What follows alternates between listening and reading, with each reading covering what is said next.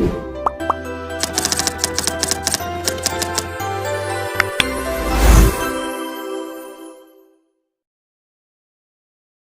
saya mulai? Bisa.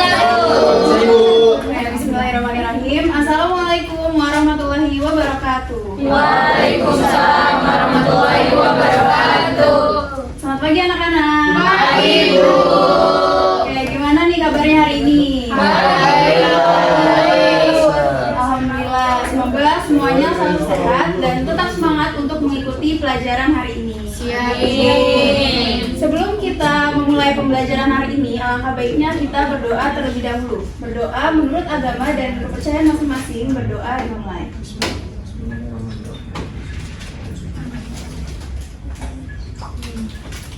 Oke, berdoa dicukupkan.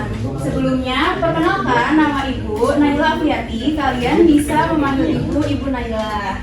Baik, Bu. Di sini Ibu menggantikan guru kalian yang sebelumnya mengajar juga di kelas ini dengan mata pelajaran yang sama, yaitu akuntansi keuangan. Nah, kemarin minggu-minggu lalu kalian sudah belajar apa aja? Kas dan juga piutang. Oke, hari ini kita akan masuk ke materi persediaan barang dagang. Apa aja sih yang akan kita pelajari hari ini? Jadi hari ini kita akan mempelajari tentang pengertian persediaan barang dagang, lalu ada metode pencatatan persediaan, dan juga metode penilaian persediaan. Oke, sebelum kita masuk ke materinya nih, pasti kalian udah nggak asing sama yang namanya persediaan. Karena kan di kehidupan sehari-hari pasti kalian banyak mendengar gitu, apa itu persediaan. Kira-kira ada yang tahu nggak nih, apa itu persediaan? Boleh angkat tangan. Jangan lupa perkenalkan nama juga, biar Ibu kenal sama kalian. Boleh, kamu siapa namanya? Putri, saya menjawab. Menurut saya persediaan itu stok barang. Stok barang. Ada lagi yang ingin menjawab? Sama, Bu, kayak Putri. Sama ya. Stok baru. Nah, jadi betul sekali yang dikatakan oleh Putri bahwa persediaan ini merupakan semua barang yang tersedia untuk dijual di suatu perusahaan dagang, atau bisa juga kita sebut sebagai stok barang.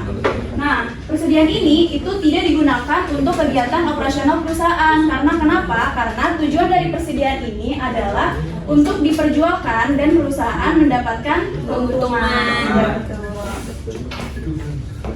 Nah, kenapa sih persediaan itu penting, Bu? Apalagi bagi sebuah bisnis gitu. Nah, persediaan ini penting apalagi bagi sebuah bisnis karena persediaan ini membantu memenuhi permintaan pelanggan, mengurangi resiko seperti kekurangan stok atau pengiriman yang terlambat, dan juga meningkatkan efisiensi operasional serta profitabilitas perusahaan. Misalnya gini, kamu yang pakai kacamata kerudung abu, siapa namanya? Rani, Bu. Rani, oke. Rani, misalnya Rani mempunyai suatu bisnis nih, ada sebuah toko. Nah, Rani ini menjual produk A, produk B, dan juga produk C. Nah, suatu hari nih ada pelanggan ingin membeli ke toko Rani. Pelanggan ini membeli produk A sebanyak 10 buah. Tetapi pas Rani ini mau mengambil produk A tersebut, ternyata stok barangnya itu sisa 2. Nah, itu kan yang seharusnya Rani mendapatkan pendapatan lebih tinggi, jadinya lebih rendah, dan juga pastinya pelanggan akan merasa kecewa karena permintaannya itu tidak terpenuhi. Seperti itu. Sampai sini paham? Paham, Ibu. Oke, kita lanjut. Oke, selanjutnya kita masuk ke metode pencatatan persediaan. Nah, metode pencatatan persediaan ini terbagi menjadi 2. Apa aja? Periodik sama perpetual. Periodik dan perpetual. Nah, yang pertama adalah metode periodik. Nah, metode periodik ini biasa juga disebut sebagai metode fisik. Nah, metode periodik ini biasanya pencatatannya dilakukan pada akhir periode.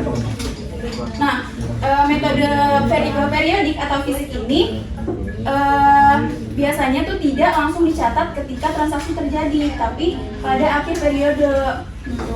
Baik, Ibu. Ya, dan juga biasanya kenapa metode periodik ini disebut sebagai metode fisik juga, karena pencatatannya itu biasanya dilakukan dengan mengecek secara langsung persediaan barang dagangnya, seperti itu. Lalu yang kedua itu ada metode perpetual. Nah, berbeda dengan metode periodik. Kalau metode perpetual ini, kalau tadi metode periodik itu dicatatnya pada akhir periode, sedangkan metode perpetual ini dicatatnya pada saat transaksi tersebut terjadi. Nah, jadi ketika transaksi penjualan yang mempengaruhi jumlah persediaan barang dagang, maka akun persediaan barang dagang itu juga ikut tercatat gitu. Nah, untuk lebih jelasnya lagi, di sini ada perbedaan antara metode periodik dan juga metode perpetual. Biasanya perbedaannya itu terletak pada transaksi pembelian dan juga penjualan. Jadi hanya dua transaksi itu. Nah, bisa kalian lihat di sini untuk transaksi pembelian pada metode periodik itu langsung dimasukkan ke dalam akun pembelian. Seperti pembelian barang dagang masuk ke akun pembelian, retur pembelian masuk ke akun retur pembelian, potongan pembelian masuk ke potongan pembelian, dan beban angkut pembelian masuknya ke beban angkut pembelian. Sedangkan pada metode perpetual, semua transaksi yang berhubungan dengan pembelian itu masuknya ke dalam akun persediaan barang dagang. Jadi jika ada transaksi pembelian, retur pembelian, potongan pembelian, dan juga beban angkut pembelian, itu semua masuk ke persediaan barang dagang. Di sini bisa kalian lihat perbedaannya. Lalu yang kedua yaitu saat transaksi penjualan.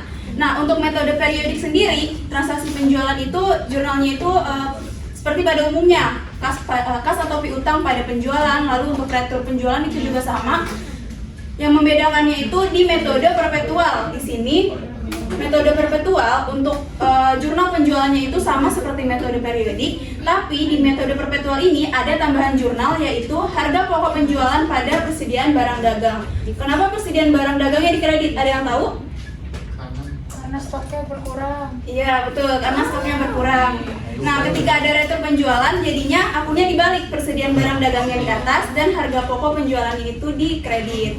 Nah, untuk potongan penjualan dan beban angkut penjualan itu jurnalnya sama seperti metode periodik. Sampai sini paham? Paham, Ibu. Oke, kita lanjut. Oke, selanjutnya kita masuk ke metode penilaian pada persediaan. Kalau tadi metode pencatatan pencatatan persediaan itu ada dua, yaitu periodik dan perpetual. Di sini metode penilaian persediaan itu ada tiga. Apa aja? FIFO, LIFO, rata-rata, timbang, atau bergerak. Oke, ada FIFO, LIFO, dan juga average. Tapi hari ini kita fokus ke satu metode aja, yaitu metode FIFO terlebih dahulu. Nah, apa sih metode FIFO? Jadi seperti kepanjangannya ya. Jadi FIFO itu kan first in, first out, atau barang yang pertama kali masuk adalah barang yang pertama kali kita jual, gitu. Nah, metode FIFO ini biasanya diterapkan pada perusahaan yang menjual produk-produk yang memiliki tanggal kadaluarsa, misalnya makanan, minuman, obat-obatan, dan lain sebagainya, gitu.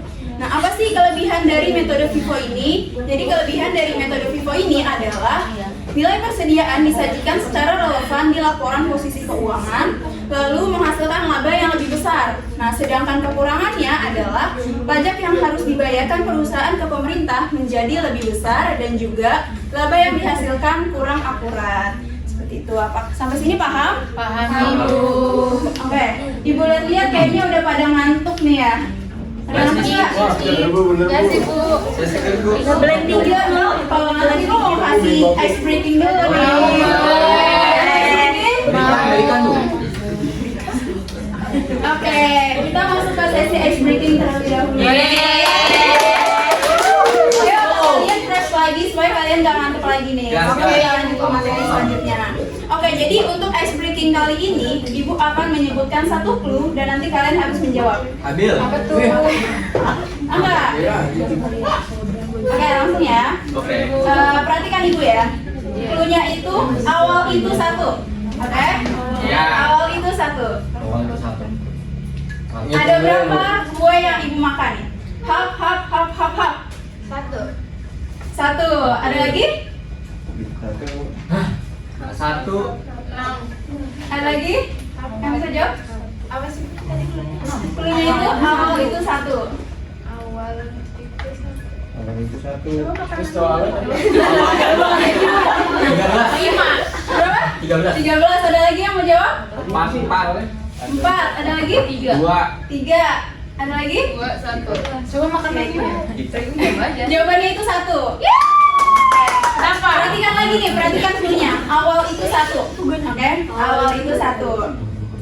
Berapa kue yang ibu makan nih? Hap, hap, hap, hap, hap. Dua. Dua kan? Terus ada lagi? Dua itu. Selain dua ada lagi yang mau jawab? Pokoknya dua, Bu. Dua, oke betul jawabannya dua.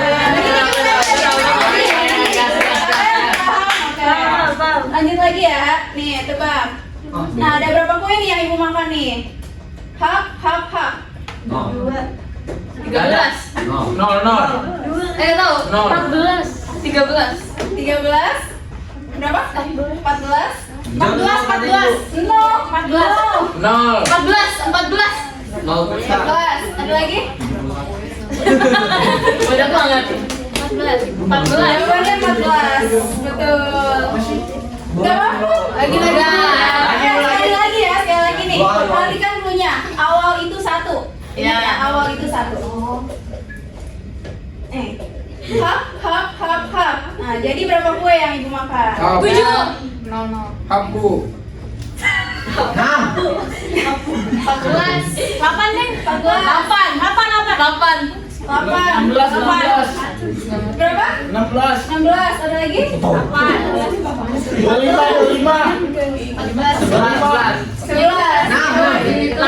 14. Betul.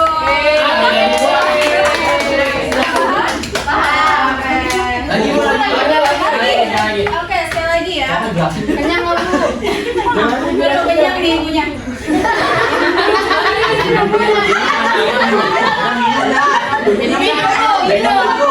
Tidak, kasih pertanyaan coba.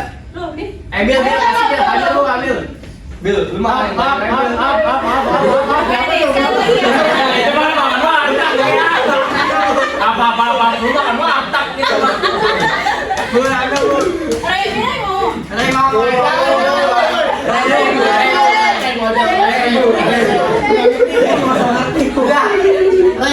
makan, gue yang gitu. Apa banyak banget makan matak. Oke, sekali lagi ya. Ingat punya, awal itu satu. Oke. Hap, hap, hap, hap, hap. Jadi berapa kue yang ibu makan? 10.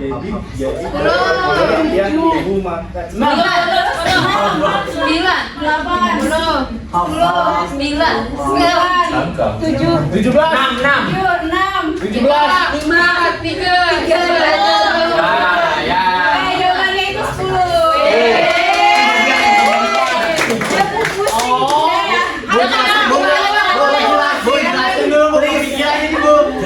Mau jelasin? Aku. Oke, boleh. Kamu siapa namanya? Jadi aku namanya Anggun. Jadi, Jadi ada wali contohnya. cluenya awal itu satu, ini dari Windy sih sebenarnya. Jadi cluenya kan awal satu, jadi kan ibu yang makan nih hap hap hap hap. Terus nanti ibu yang nanya kan, nanti misalnya nanyanya, jadi ada berapa? Berarti kan J. Nah J itu dihitungnya 10 karena dia urutan ke 10 di alfabet. Kalau misalnya ibunya bilang, jadi ada berapa yang ibu makan? Bisa ada 14. Iya, betul.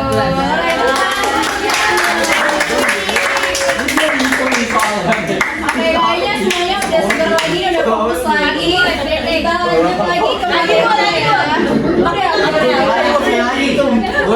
udah cukup. Udah kebongkar tadi. Oke, kita lanjut lagi nih. Tadi kan kita udah belajar mengenai metode pencatatan persediaan dan juga metode penilaian persediaannya. Sekarang kita masuk ke contoh soal. Di sini disuruh mencari persediaan akhir menggunakan metode FIFO pada sistem periodik dan juga sistem perpetual. Oke, yang pertama itu kita bahas metode FIFO sistem periodik terlebih dahulu. Nah, untuk menjawab menggunakan sistem periodik itu pertama kalian harus mencatat persediaan awalnya terlebih dahulu nih. Di soal persediaan awalnya itu kan sebanyak 18 unit dengan harga periodiknya itu 50.000 ya. Kita catat di sini persediaan awal sebanyak 18 unit dengan harga periodiknya itu 50.000. Totalnya 900.000. Ada yang tahu nggak totalnya itu dari mana? 18 dikali 50. Iya betul, unit dikali harga per unit ya. Betul.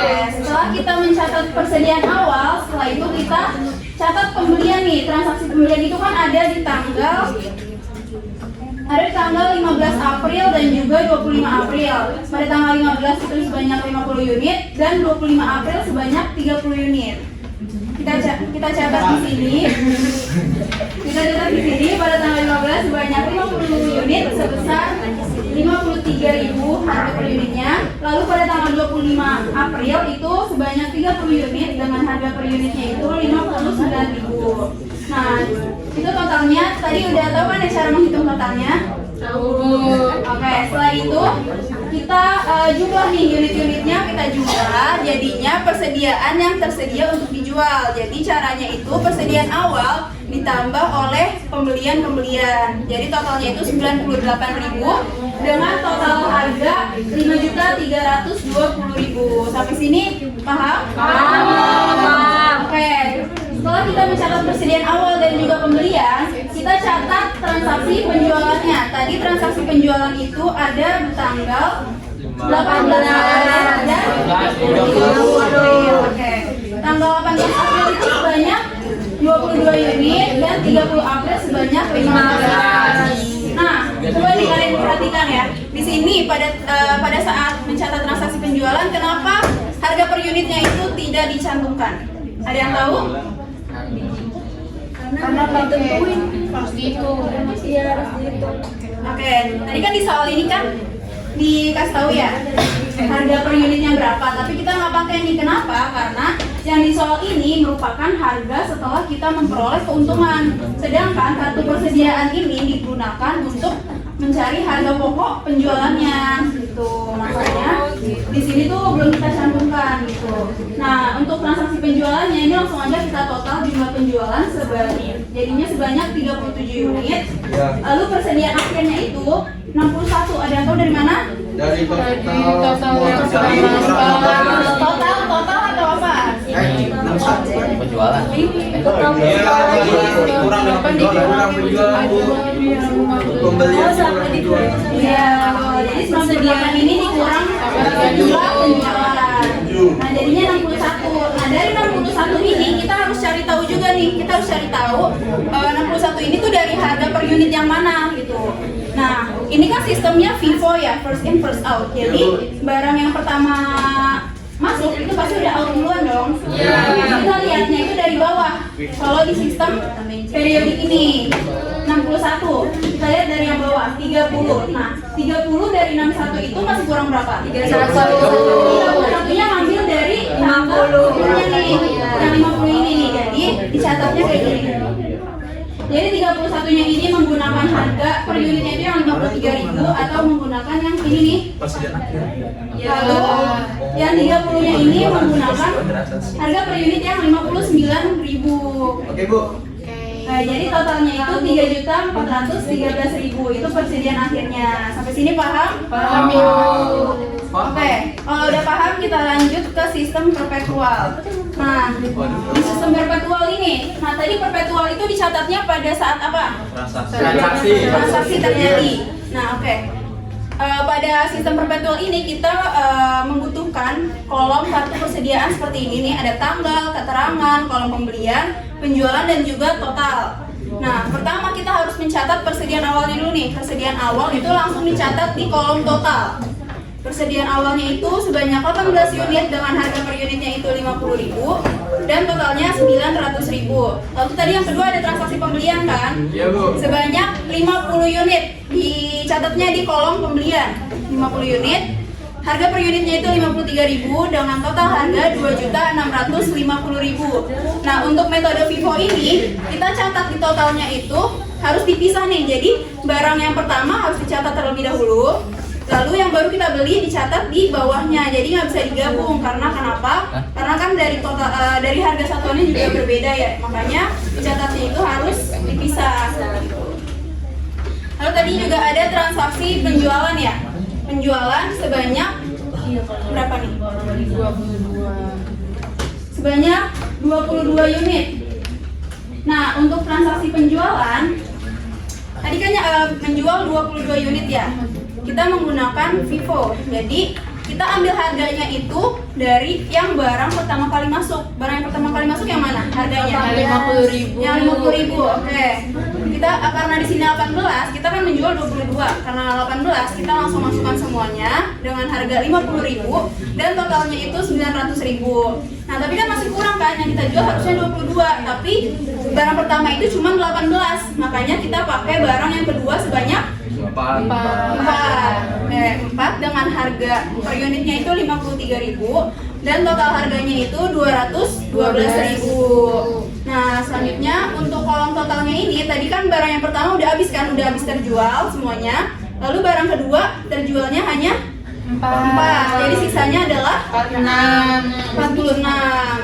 Oke, ini dengan harganya 53.000 dan total harganya 2.438.000. Nah, begitupun untuk transaksi-transaksi yang lainnya gitu. Sampai sini paham?